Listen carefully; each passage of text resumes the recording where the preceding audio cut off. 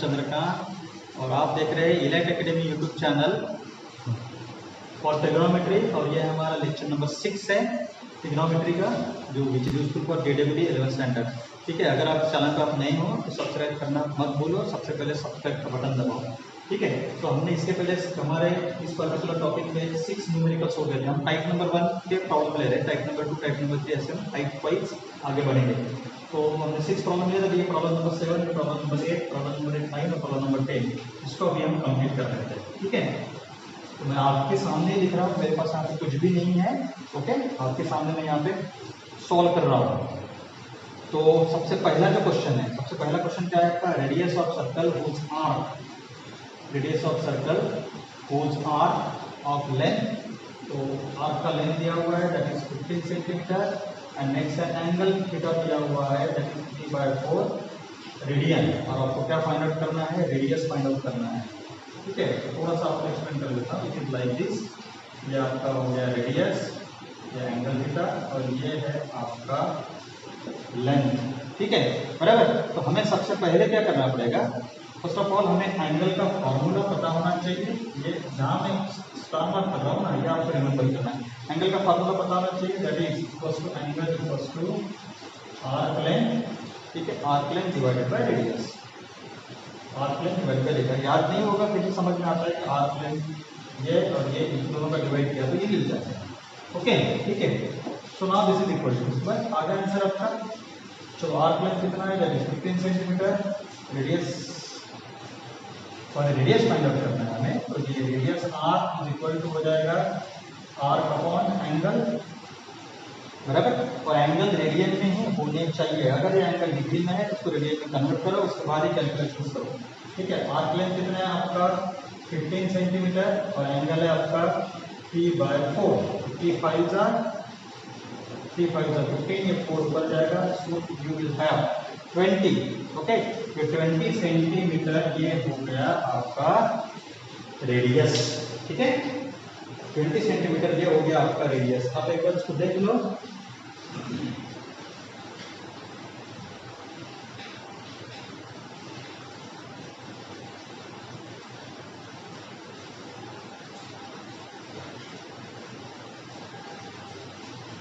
ठीक है, ये क्वेश्चन नंबर 7 तो काफी इजी था। हम क्वेश्चन नंबर 8 की ओर बढ़ते हैं। क्वेश्चन नंबर 8 में क्या बोला है, value of cos 15 minus sin 15 degree हमें फाइंड आउट करना है। Value of cos 15 degree minus sin 15 degree find out करना है। अब ये क्वेश्चन थोड़ा सा ट्रिकी है। कैसा है, cos के एडिशन डिवीजन के जो प्रॉब्लम आ जाते हैं ना, अब ये बच्चे फैक्टराइजेशन के फॉर्मूलेज लगा देते हैं। लेकिन फैक्टराइजेशन के 4 फॉर्मूले यहाँ पे लिख दिया हूँ, ये आपको याद करना है। लेकिन चारों फॉर्मूले की एक स्पेशलिटी है, देखो sine sine sine sine cos cos cos cos, different नहीं है। तो ये जो प्रॉब्लम है cos 15 माइनस sin 15 डिग्री, ये डिफैक्टराइजेशन के फॉर्मूले से सॉल्व नहीं होगा। ये डिफैक्टराइजेशन के फॉर्मूले तभी एप्लीकेबल होंगे जब ये दोनों सेम होता है। साइन साइन, अपने प्रॉब्लम में क्या है, एक साइन है एक कॉस है, ये फॉर्मूले नहीं लगेंगे। लेकिन फिर भी आप जो है नॉलेज पॉइंट ऑफ व्यू आपको ये याद करना जरूरी है। बाकी प्रॉब्लम में फॉर्मूले लगते हैं, ध्यान में रखना कि फॉर्मूले कब लगते हैं, जब सिमिलर टर्म हो। तो अभी इस टाइप की प्रॉब्लम कैसे करना है, इस टाइप के प्रॉब्लम में ध्यान में रखो, एक शॉर्टकट टेक्निक होता है कि either you have to convert this problem into a single formula. इसको कॉस के फॉर्मूले में कन्वर्ट करो या फिर साइन के फॉर्मूले में कन्वर्ट करो, जो भी आपको इजी लगे उसमें हम इसको कन्वर्ट करेंगे। ठीक है, तो मैं क्या कर रहा हूँ यहाँ पे 1/√2 और √2 से अंदर मल्टीप्लाई करता हूँ। अब √2 से क्यों मल्टीप्लाई कर रहा हूँ, उसका भी रीजन है। 1/√2 is the only value which is same for sin 45 degree as well as cos 45 degree, बराबर। एक ही वैल्यू है जो दोनों में सेम है। sin 45 का भी आंसर 1/√2 आता है, cos 45 का भी आंसर 1/√2 आता है। ठीक है, तो what I have told you, you have to convert. अब ये √2 ये आपका एक्चुअली ऐसा होना, √2 बाहर होना एंड 1/√2 दिया। हाँ, तो अभी ये इस फॉर्मूले को आपको cos या sin के फॉर्मूले में कन्वर्ट करना है। तो 1/√2 के जगह पे you can write down here sin 45, ठीक है, बराबर, या cos 45 कुछ भी लिख सकते हो। तो यहाँ पे मैं लिख रहा हूँ 1/√2 की जगह पे sin 45 इंटू cos 15 माइनस, बराबर। अब ये 1/√2 की जगह पे यहाँ पे आपने कॉस लिख दिया, यहाँ पे साइन लिख दिया, तो यहाँ पे कॉस लिख दो। कॉस 45 इंटू साइन 15, ठीक है। अभी ये फार्मूला देखो आपको कौन सा बनता है। ये फार्मूला बन गया आपका साइन ए माइनस बी वाला। देखो sign A cos B minus cos a into sine b, ठीक है। तो ए की वैल्यू क्या है आपकी 45, बी की वैल्यू 15, बराबर, ठीक है। चलो देखो यहाँ पे sign 45 sign A cos B minus cos A sine b, ठीक है। ये फार्मूला बन गया हमारा साइन ए माइनस बी मतलब 45 minus 15, okay. So this is equal to 1/√2 into sine 45 minus 15 that is 30,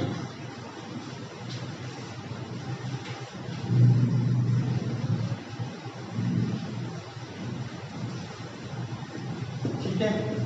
और साइन 30 की वैल्यू कितना है, साइन 30 की वैल्यू है 1/2, ठीक है। अब इसको रिप्लेस कर दो, √2 से नीचे ऊपर मल्टीप्लाई करोगे तो ये √2 का स्क्वायर हो जाएगा, ओके। √2 का स्क्वायर, तो ये √2 अपॉन √2 का स्क्वायर मतलब 2 इंटू 2 अपॉन 4, ठीक है। ये इसका एक आंसर पॉसिबल आंसर है। अभी इसके ऑप्शंस में हम एक बार देख लेते हैं कि whether this is available in the options, क्योंकि यहाँ पे दो तरीके से सॉल्व किया जा सकता है। 1 मिनट,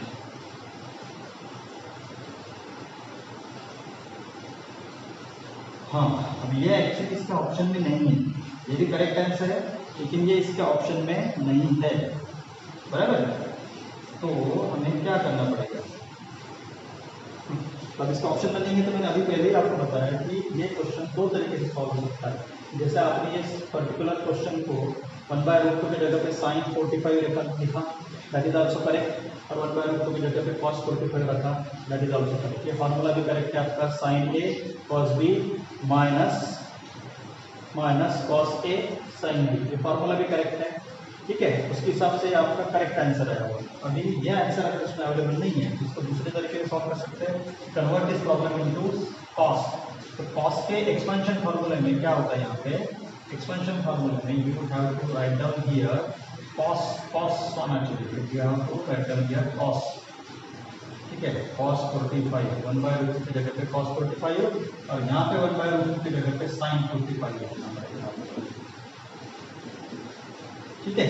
अब यहाँ पे फार्मूला लगेगा आपका कॉस का फार्मूला लगेगा, क्योंकि कॉस के एक्सपेंशन फार्मूले में ही कॉस साइन साइन होता है, लेकिन अगर यहाँ माइनस है तो यहाँ प्लस होता है।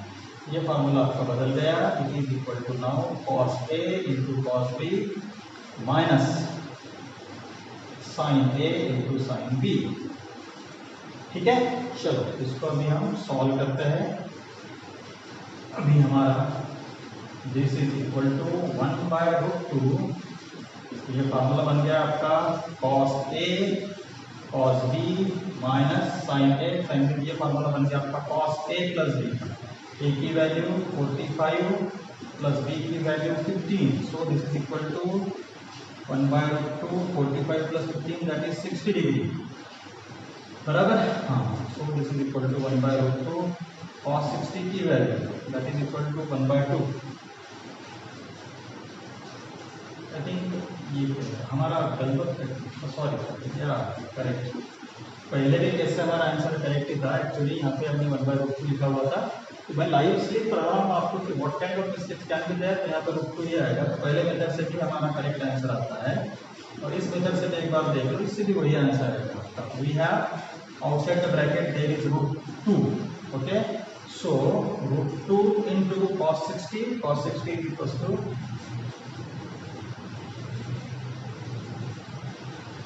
cos 60 के वैल्यू 1/2, सो यहाँ भी आपका √2/2, ठीक है। यही आंसर आपका आ रहा है, √2/2। तो √2/2 पहले केस में √2/2 ये आंसर आता था, लेकिन अपनी गलती से 1/√2। अब ये आंसर एक्चुअली यहाँ पे अवेलेबल नहीं है, तो जो आंसर अवेलेबल है उसके हिसाब से हम इसको मॉडिफाई कर लेंगे। रूट टू मल्टीप्लाई कर दो ऊपर, तो you will get root two square means 2 and you will get root two. क्या किया मैंने, रूट टू से नीचे ऊपर मल्टीप्लाई कर दिया। So the final answer is available in here also. ये 1/√2 समझ में आ गया। ये भी आंसर करेक्ट है, ये भी आंसर करेक्ट है। पहले वाली मेथड से भी करेक्ट आंसर आता है, इस मेथड से भी करेक्ट आंसर आता है। ठीक है, बच्चों ध्यान में रखो, आप अगर चीटिंग करके लिख रहे हो तो फिर पॉसिबिलिटी एक ही बनती है, लेकिन अगर आप चीटिंग करके नहीं लिख रहे, टाइम पर सोच रहे हो, तो you may have the different possibility. ऐसा आपके साथ डिफरेंट पॉसिबिलिटी होगा, हर पॉसिबिलिटी में आपका आंसर होना चाहिए।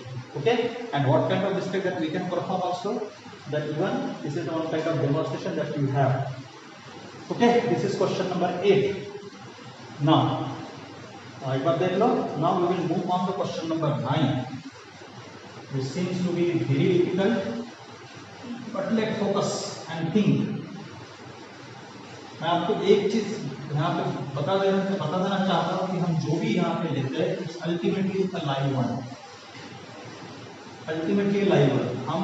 मैं हर प्रॉब्लम को उसी तरीके से सोचता हूँ जिस तरीके के स्टूडेंट सोच सकते हैं।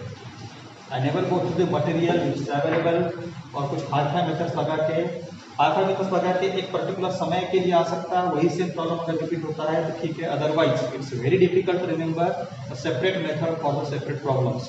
सो I always focus on the one method which can be used to solve 1000 problem rather than focusing on the 1000 method to solve the 1000 problem.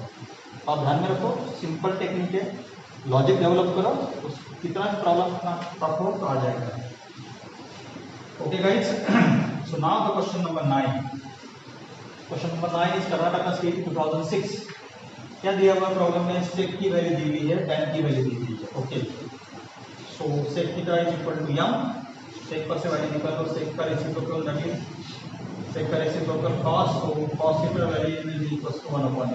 ये करके कर लेने का, पता नहीं आगे यूज होने वाला है कि नहीं यूज होने वाला है, that I don't know. So tan theta is equal to m and what we have to find out, हमें ये फाइंड आउट करना है। चलो ठीक है, इसकी वैल्यू फाइंड आउट करना है ना। हम क्या करेंगे, पहले m प्लस n की वैल्यू निकालते हैं। So m plus n is equal to m is what, m is sec theta plus n is what, tan theta. ठीक है, तो भाई वो 1 मिनट, एक क्वेश्चन में थोड़ा वेरीफाई कर लेता हूँ। I think the question is correct, और या m plus n question is correct.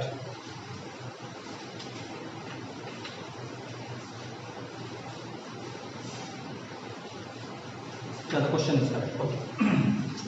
So sec theta plus sec theta. So now just simplify. So just simplify. What is m plus n is equal to sec theta. Okay. Sec theta means 1/cos theta and tan theta. Tan theta means sin theta upon cos theta. Okay. You can directly simplify there also. So just consider the left hand side. That is m plus n plus 1/m plus n. Substitute the value and get simplified. 1/m. Yeah, means 1/m means cos theta. You can directly write down here. M plus n value. M plus n. M value is sec theta. Then tan theta plus 1/m value is sec theta. Then tan theta. Okay. Now just simplify it. So let me clear you. In the trigonometry chapter, there are only 2 simplified terms. So always convert a problem into sin and cos. Tan भी simplified नहीं बोल सकता मैं, tan भी एक compound term है। tan theta का formula क्या है, sin upon cos. तो very simplified pure term there are only 2 terms, that is sin and cos. So always try to simplify the problem in terms of sin and cos. So sec theta is equals to 1/cos theta. And tan theta is equal to sin theta upon cos theta. ठीक है, चलो sec theta is equals to 1/cos theta, then sin theta upon cos theta. Okay, so now finally we have cos theta is equal to, so just simplify it. You have here 1 plus sin theta and the denominator is cos theta. plus here numerator 1 plus sin theta and the denominator is cos theta, so you can set up like this.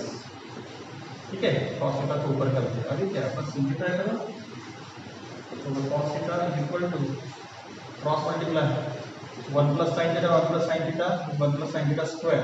मैं direct लिख रहा हूँ यहाँ पे 1 square, या फिर ठीक है नेक्स्ट स्टेप में कर लेते हैं 1 plus sin theta square plus cos theta cos square theta. तो ब्रैकेट रिमूव कर लेता हूँ, थोड़ा सिंपल हो जाएगा. नीचे we have cos theta into 1 plus sin theta. ठीक है, बराबर. क्या हुआ यहाँ पे, this cos theta get cancel. Here sin square theta plus cos square theta, tan standard का formula. So you have 1 sin square theta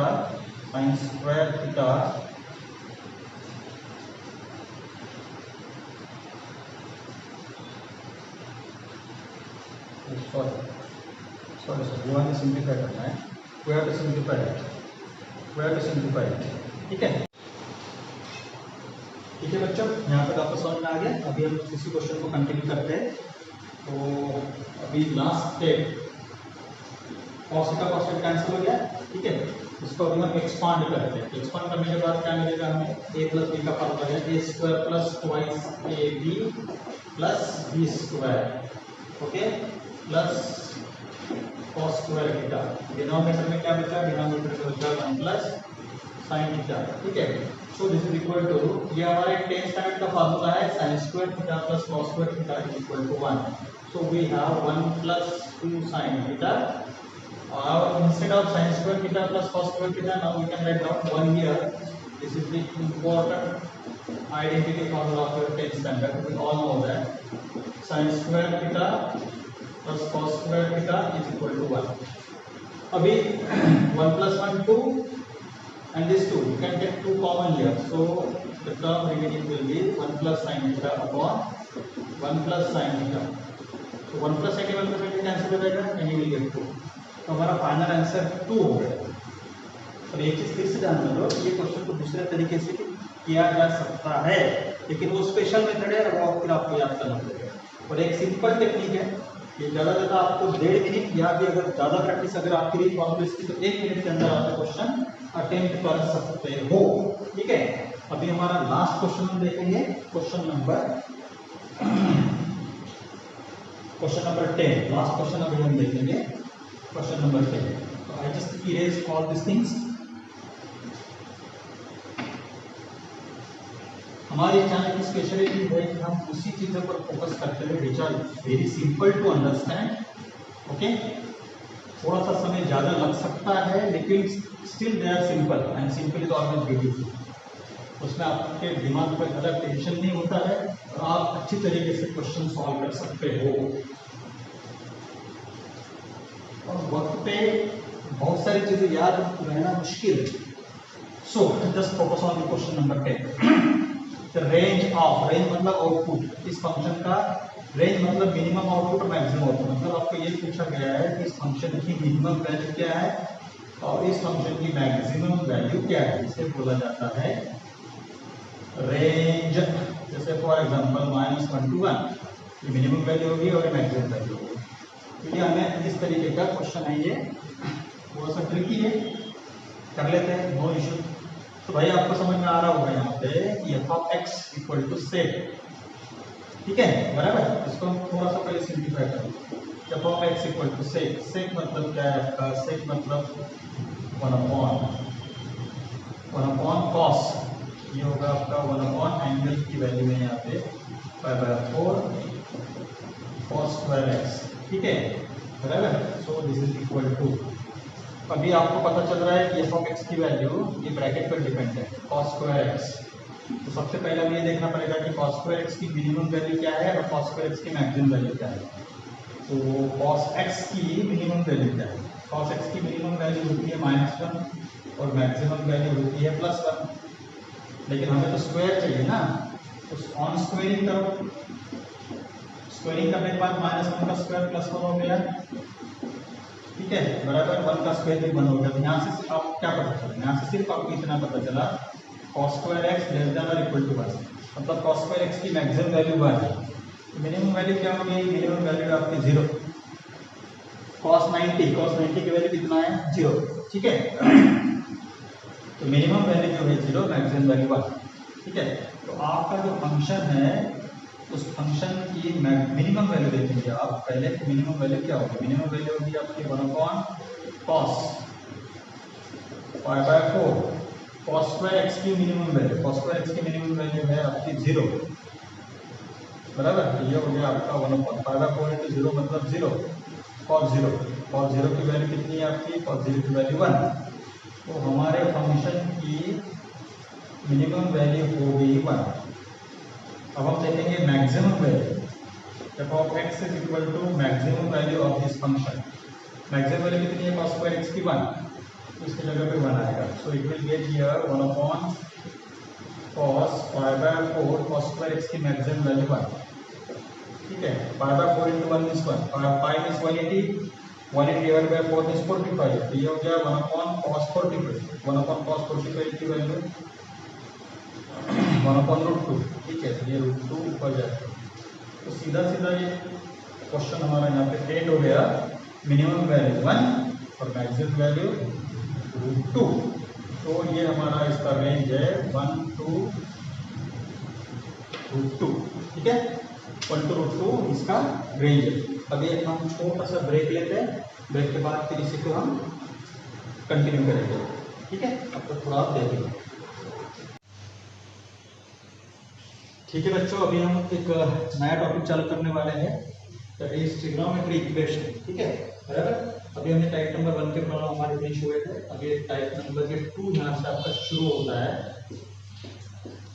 type number 1 trigonometric identities और trigonometric जितने भी फॉर्मूले दे रहे हैं उस पर डिपेंड था। अभी ट्रिग्नोमेट्रिक इक्वेशन, ठीक है। अभी ट्रिग्नोमेट्रिक इक्वेशन मतलब जिसमें ट्रिग्नोमेट्रिक टर्म होती है। इक्वेशन मतलब क्या होता है, जिसमें लेफ्ट हैंड साइड होगी, राइट हैंड साइड होगी, इक्वल साइन रहेगा, वो इसकी इक्वेशन। अगर उसमें ट्रिग्नोमेट्रिक टर्म है तो that is known as trigonometric equation. तो जैसे हम सॉल्यूशन फाइंड आउट करते हैं, जैसे कोई एक इक्वेशन हम लेते हैं y = 2x + 1, x की वैल्यू कितनी है, ठीक है, बराबर। तो x + 1 = 0, ये एक लीनियर इक्वेशन हो गया हमारा। इसमें x की वैल्यू निकाल दो सॉल्यूशन। वैसे ही ट्रिग्नोमेट्रिक इक्वेशन को हम जब सॉल्व करते हैं तो थीटा की जो वैल्यू मिलती है उसे बोला जाता है सॉल्यूशन। मतलब थीटा की वैल्यू जब आप डालोगे तो left hand side equal to right hand side आना चाहिए, दैट इज कॉल्ड सॉल्यूशन। अभी सॉल्यूशन के जो है ना, there are 2 types. Very first thing is general solution और दूसरा है प्रिंसिपल सॉल्यूशन। जनरल सॉल्यूशन मतलब जो भी इसका आंसर आएगा उसे जनरल सॉल्यूशन ही बोला जाता है। लेकिन जनरल सॉल्यूशन में अगर आपका आंसर 0 और 360 के बीच में अगर आपका आंसर आता है तो उसी जनरल सॉल्यूशन को आप प्रिंसिपल सॉल्यूशन भी बोल सकते हो। तो आप ऐसे बोल सकते हो कि principal solution is one of the part of general solution, ठीक है। तो 0 to 360 के बीच का अगर आंसर आता है तो उसे आप जनरल सॉल्यूशन भी बोल सकते हो और प्रिंसिपल सॉल्यूशन भी बोल सकते हो। लेकिन 360 के ऊपर अगर आपका एंगल आता है, ठीक है, बराबर, या फिर निगेटिव अगर आपका एंगल होता है तो ये आपका जनरल सॉल्यूशन हो गया। अब कुछ रेडीमेड इक्वेशंस के आंसर के प्रूफ है, लेकिन वो प्रूफ आपको जेडब्ल्यू में पूछते नहीं है, so don't focus upon it. तो अभी ये याद मत करो, अभी सिर्फ इसको रीड करो, क्योंकि इसको याद करना काफ़ी डिफिकल्ट है।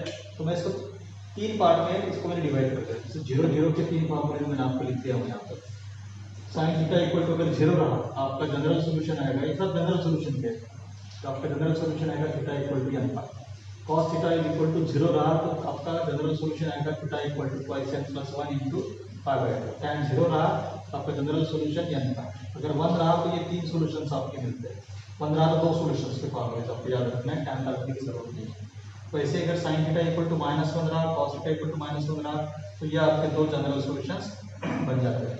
और ऐसे काफ़ी फॉर्मूलेज है, तो इतना याद करने की जरूरत नहीं है। अभी ये भी फॉर्मूले आप याद मत करो, इस पर थोड़ा सा रीड करो, और जो एग्जाम में ज़्यादा प्रॉब्लम जिस फॉर्मूले पे आते हैं ना, उसी फॉर्मूले को आपको फाइनली याद रखना। नेक्स्ट फॉर्मूले जो है ये लेता हूँ, फिर इसके बाद मैं ये पढ़ाता हूँ। नेक्स्ट फार्मूला का जो एक पेयर, जैसे ये 0 0 0 का एक टाइप बना लिया हमने, 1 1 का एक टाइप बना लिया, -1 -1 का एक टाइप बना लिया। अब ये एक टाइप है जिसमें इधर भी साइन रहेगा, इधर भी साइन रहेगा, और एंगल आपके मतलब साइन की 2 टर्म रहेगी, कॉस की 2 टर्म रहेगी, टैन की 2 टर्म रहेगी। इस पैटर्न के अगर ट्रिग्नोमेट्रिक इक्वेशंस है उसके रेडीमेड आंसर अवेलेबल है। तो जैसे इस पैटर्न का अगर आपका इक्वेशन है थीटा की value n pi plus minus 1 to the power n into alpha, ये इस पैटर्न में आपका आंसर आएगा। cos theta is equal to cos alpha है तो ये आंसर आएगा। tan theta equal to tan alpha है तो ये आंसर आएगा। मिनिमम इतने अधिक ट्रिगोनोमेट्रिक इक्वेशन के जनरल सॉल्यूशन के पैटर्न आप एक बार पढ़ लो, बाकी और काफी है, स्क्वायर वाले हैं, बहुत कुछ है, उस पर अभी हम फोकस नहीं करेंगे और वो जरूरत भी नहीं है, ठीक है। जैसे हम प्रॉब्लम सॉल्व करेंगे जो भी बीच में अगर आता है तो आई विल एक्सप्लेन, मैं आपको एक्सप्लेन कर दूंगा। अभी कुछ और एक स्टैंडर्ड फॉर्मूला आपको याद रखना पड़ेगा कि साइन एन पाई की वैल्यू 0, n आपका इंटीजर है, cos n पाई की value minus 1 to the power n है, sine n plus n pi plus theta की value minus 1 to the power n into sine theta है, और cos n pi plus theta की value minus 1 to the power n into cos theta है, ठीक है। तो in short आपको इतना ही याद रखना है, तो इसके बाद हम आपके न्यूमेरिकल्स कंटिन्यू कर सकते हैं, ठीक है। एक बार आप देख लो, ठीक है, बराबर, ओके। तो आपको वीडियो अगर अच्छा लगा तो प्लीज लाइक करो, शेयर करो और सब्सक्राइब करना मत भूलो। तब तक के लिए धन्यवाद।